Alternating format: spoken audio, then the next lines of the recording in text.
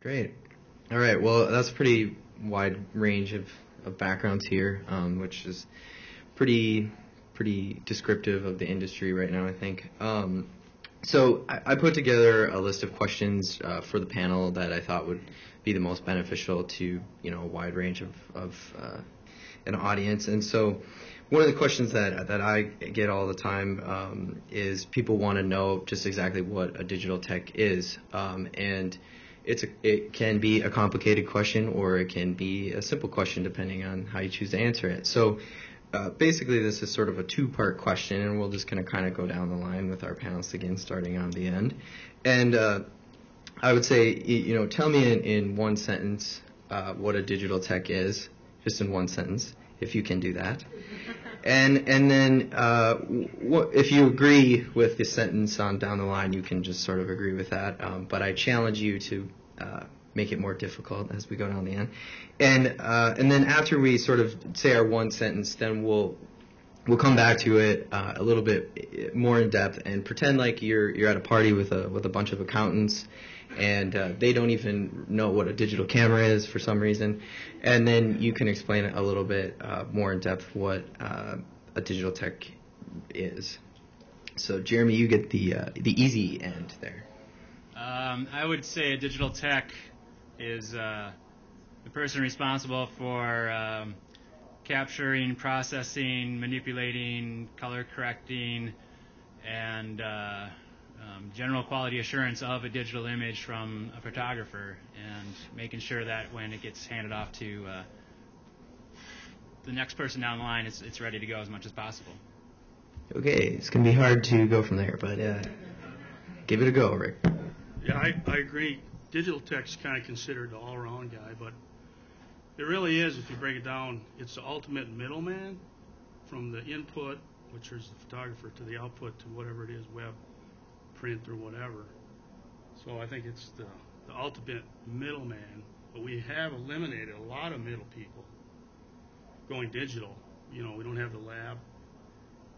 We don't have, pre-press salespeople and production coordinators and all that stuff anymore. The pre-press person is on set now.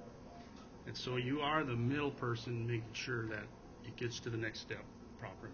Okay, I think that was more than one sentence, but, Okay. That's okay. All right, who's... I would agree with Ben that, I hate the word digital tech because I think it's too wide open, because the term depends on whatever you need as a photographer. If you need somebody to make sure your equipment is up and running and your color is good, or do you need a retoucher? And I think a digital technician is he's the middleman, and it depends on what you need. Okay. I guess I see it a little differently. I see it as a team member who is there in a specific role to keep the photographer out of trouble. I mean, the photographer is trying to deal with a client and deal with an entire set or whatever, and the tech's role is to make sure that his or her vision is translated into a digital file that can then be turned into CMYK and make the client happy.